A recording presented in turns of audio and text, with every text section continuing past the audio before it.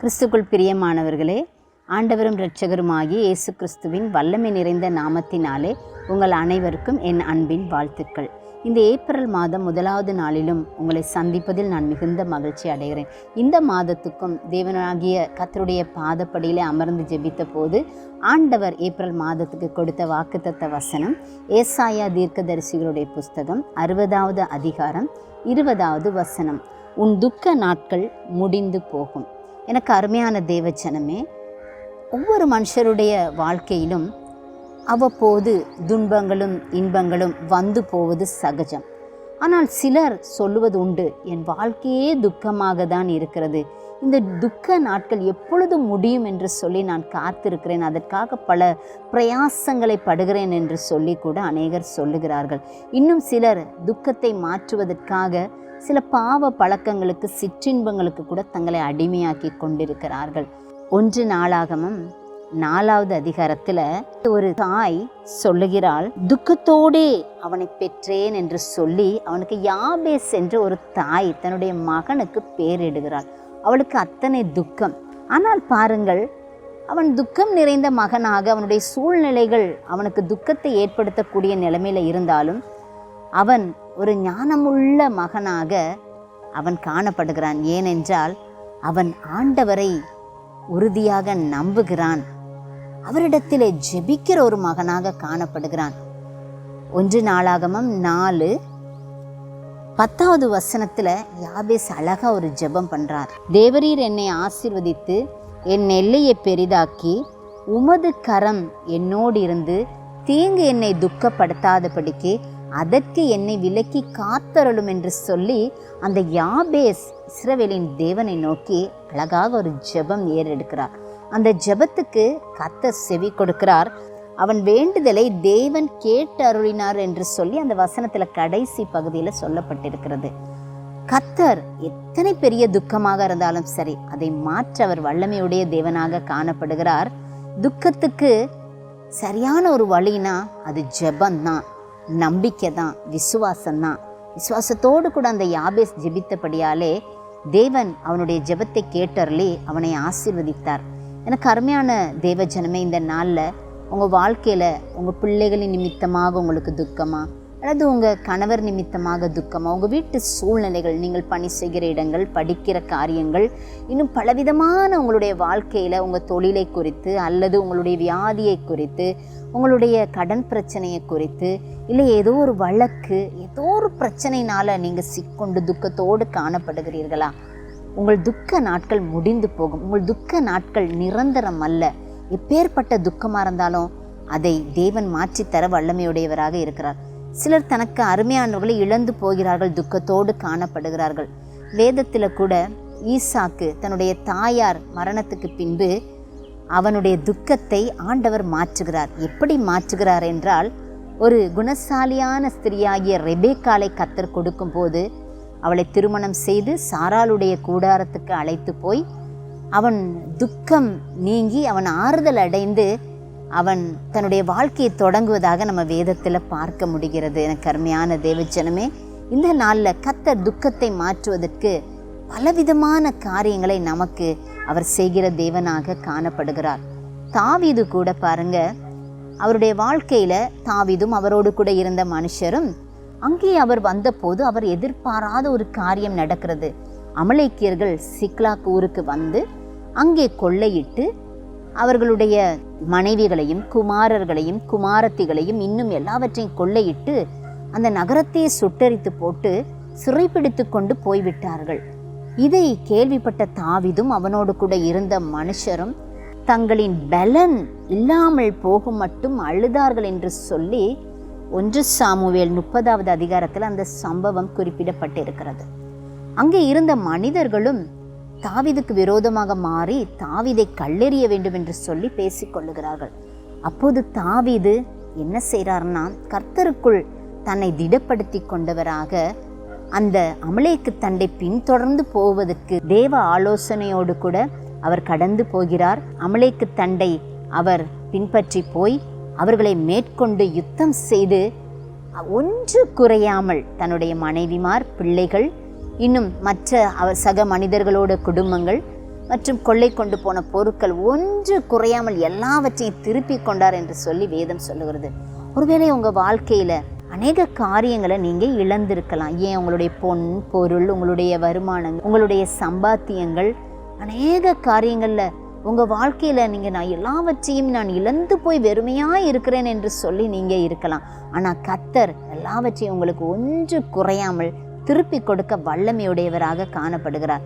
கர்த்தருக்குள் உங்களை திடப்படுத்தி கொண்டவர்களாக தாவீதை போல ஒரு யுத்த ஜெபம் செய்வதற்கு தீர்மானித்து தேவ சமூகத்திலே ஜெபியுங்கள். கர்த்தர் நிச்சயமாகவே உங்களுடைய துக்க நாட்களை முடிந்து போக பண்ணுகிறார்.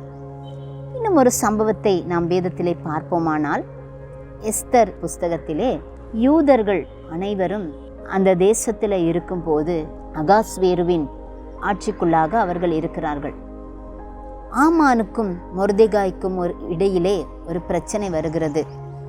ஆமான் சொல்லுகிறான், மொர்தெகாய் என்னை மதிக்கவில்லை, என்னை நமஸ்கரிக்கவும் இல்லை, வணங்கவும் இல்லை என்று சொல்லி மொர்தெகாய் மேலே கோபம் கொண்ட ஆமான் ஒட்டுமொத்த யூதர்களையும் அழித்து போட வேண்டும் என்று சொல்லி ராஜாவினிடத்திலே கட்டளை பெற்று அந்த 127 நாடுகளுக்கும் அங்கே இருக்கிற எல்லா யூதர்களையும் அழித்து போடும்படிக்கு ஒரு நாளையும் முன்குறிக்கிறான். பூர் என்னும் சீட்டு போட்டு ஆதார் மாதம், அதாவது 12வது மாதம் 13வது தேதி இப்படிப்பட்ட ஒரு சம்பவத்தை 127 நாடுகளிலும் நிகழ்த்த வேண்டும் என்று சொல்லி திட்டமிட்டு அவன் முடிவு பண்ணுகிறான்.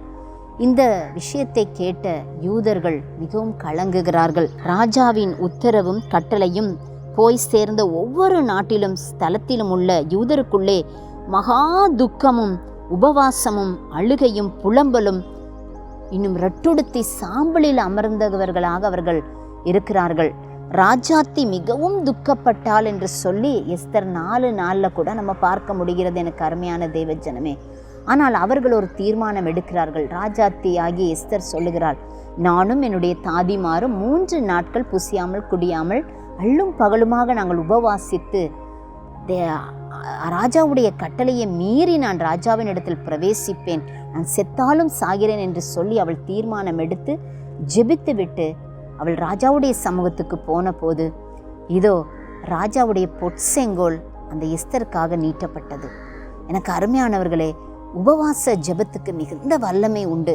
இந்த நாட்களில் நீங்கள் கூட 40 நாட்கள் பொருத்தனையோடு கூட சில காரியங்களுக்காக, உங்களுடைய வாழ்க்கையில் காணப்படுகிற பிரச்சனைகளுக்காக, துக்கங்களுக்காக, துக்க நாட்கள் முடிந்து போக வேண்டும் என்று சொல்லி நீங்களும் ஜெபித்து கொண்டிருக்கலாம். உபவாச ஜெபத்துக்கு நிச்சயமாகவே பதில் உண்டு. எஸ்தருடைய ஜெபத்துக்கு கர்த்தர் செவி சாய்த்தார். அங்கே ராஜாவுடைய உத்தரவின்படி கூட அதே நாளில் யூதர்கள் எல்லாம் தங்களுடைய பகைஞர்களை அழித்து போடும்படி ராஜ கட்டளையை பெற்றவர்களாக அங்கே அப்படிப்பட்ட காரியம் மாறுதலாக, ஒரே நாளில் காரியம் மாறுதலாக முடிகிறது என்று சொல்லி எஸ்தர் 9:1 நம்ம பார்க்கிறோம். காரியம் மாறுதலாய் முடிந்தது என்று சொல்லி. எனக்கு அருமையானவர்களே, எல்லா காரியத்தையும் மாறுதலாக மாற்றுவது உபவாச ஜெபம். உங்களுடைய உபவாசம் வீண் போவதில்லை. நிச்சயமாக உங்களுடைய காரியமும் மாறுதலாய் முடியும். நீங்கள் பயந்து கொண்டிருக்கிற காரியம் மாறுதலாய் முடியும். 9:21 நம்ம பார்க்கும்போது, சஞ்சலம் சந்தோஷமாகவும் அவர்களுடைய துக்கம் மகிழ்ச்சியாகவும் மாறின மாதமாக அந்த ஆதார் மாதம் 14ஆம் தேதி அப்படிப்பட்ட அற்புதம் அவருடைய வாழ்க்கையிலே நடக்கிறதை நம்ம பார்க்கிறோம். ஒட்டுமொத்த யூதர்களுக்கும் மகிழ்ச்சி ஏற்படுகிறது. இன்னும் நம்ம பார்க்கும்போது ஏசாயா 60வது அதிகாரம் 20வது வசனத்தில், கர்த்தரே உனக்கு நித்திய வெளிச்சமாய் இருக்கிறார், உன் துக்க நாட்கள் முடிந்து போகும் என்று சொல்லி அந்த வசனத்தில் நம்ம முன்பகுதியை நம்ம பார்க்க முடிகிறது. அதே போல தான் எனக்கு அருமையானவர்களே, எஸ்தர் 8:16 சொல்லப்படுகிறது, இவ்விதமாய் யூதருக்கு வெளிச்சமும் மகிழ்ச்சியும் களிப்பும் கனமும் உண்டாயிற்று என்று சொல்லி. உங்களுடைய வாழ்க்கையிலும் நிச்சயமாக சஞ்சலம் சந்தோஷமாக மாறும். உங்கள் துக்கம் சந்தோஷமாக மாறும். கர்த்தர் காரியத்தை மாறுதலாய் மாற்ற வல்லமையுடையவராக காணப்படுகிறார். கர்த்தர் உங்களுடைய வாழ்க்கையிலே உங்களுடைய துக்க நாட்களை எல்லாவற்றையும் முடிந்து போக பண்ண ஆயத்தம் உள்ளவராக உங்கள் மத்தியிலே அவர் கடந்து வந்திருக்கிறார்.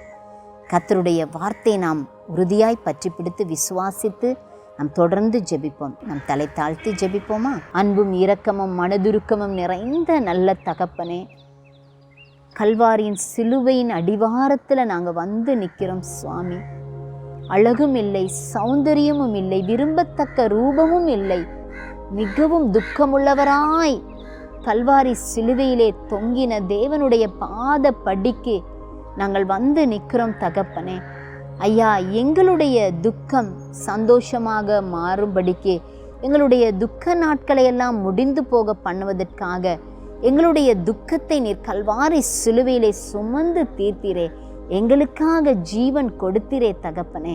ஆண்டவரே, இந்த நாட்கள்ல அப்பா, இந்த லெந்தென்னும் நாட்களிலே நாங்கள் கடந்து போய் கொண்டிருக்கிறோம். உபவாசத்தோடு ஜெபித்து கொண்டிருக்கிறோம். உம்முடைய சிலுவையின் மரணத்தின் வல்லமையினாலே, சிலுவை மரணம் எங்களுடைய துக்கங்களை மாற்றுவதற்கு வல்லமையுடையதாக இருக்கிறது என்று சொல்லி நாங்கள் விசுவாசித்து உம்முடைய சிலுவையின் பாதத்தில் வந்து நிற்கிறோம் அப்பா. ஆண்டவரே, எங்களுக்காக நீர் துக்கப்பட்டீரே, எங்களுடைய துக்கம் நீங்கும்படிக்கு நீர் துக்கமுடையவராய் காணப்பட்டீரே தகப்பனே. இந்த நாட்கள்ல, இந்த லெந்து நாட்கள்ல கர்த்தாவே, உம்முடைய சமூகத்திலே காத்திருந்து அப்பா, உபவாசத்தோடு கூட ஆண்டவரே, பொருத்தனையோடு கூட ஜெபித்து கொண்டிருக்கிற அன்பு சகோதர சகோதரிகள், பிள்ளைகள் ஒவ்வொருடைய வாழ்க்கையிலும் அவருடைய வாழ்க்கையிலே காணப்படுகிற துக்க நாட்களை முடித்து போடுவதற்கு கர்த்தர் இந்த நாளில் ஆண்டவரே நீர் மகிமை உடையவராய் கடந்து வந்திருக்கிறபடியால் ஸ்தோத்திரம். ஆண்டவரே, கர்த்தரோ நித்திய வெளிச்சமாய் வந்து பிள்ளைகளுடைய ஆண்டவரே துக்கத்தை சந்தோஷமாய் மாற்றுங்க. அவளுக்கு ஆனந்த களிப்புண்டாக செய்ய போவதற்காய் நன்றி செலுத்துகிறோம். கர்த்தர் அப்படியாய் ஒவ்வொருடைய பிள்ளையுடைய வாழ்க்கையிலும் உடைய துக்க நாட்களை முடிந்து போக பண்ணுவதற்கு ஆயத்தம் உள்ளவராய் கடந்து வந்திருக்கிறீர். அதற்காய் ஸ்தோத்திரம். ஒவ்வொரு பிள்ளைகளையும் ஆண்டவரே நீங்கள் ஆற்றி தேற்றி அரவணைத்து ஆண்டவரே அவருடைய சாம்பலுக்கு பதிலாய் சிங்காரத்தை கொடுங்க. அவர்களுடைய இரட்டை களைத்து போட்டு ஆண்டவரே அவர்களை ஆசீர்வதிக்கும்படி அடிமை ஜெபிக்கிறேன். அவருடைய வாழ்க்கையிலே கர்த்தர் கடந்து வருவதற்காய் நன்றி செலுத்துகிறேன். இயேசு கிறிஸ்துவின் வல்லமை நிறைந்த நாமத்தினாலே ஜெபிக்கிறேன் ஜீவனுள்ள பிதாவே. ஆமென். God bless you.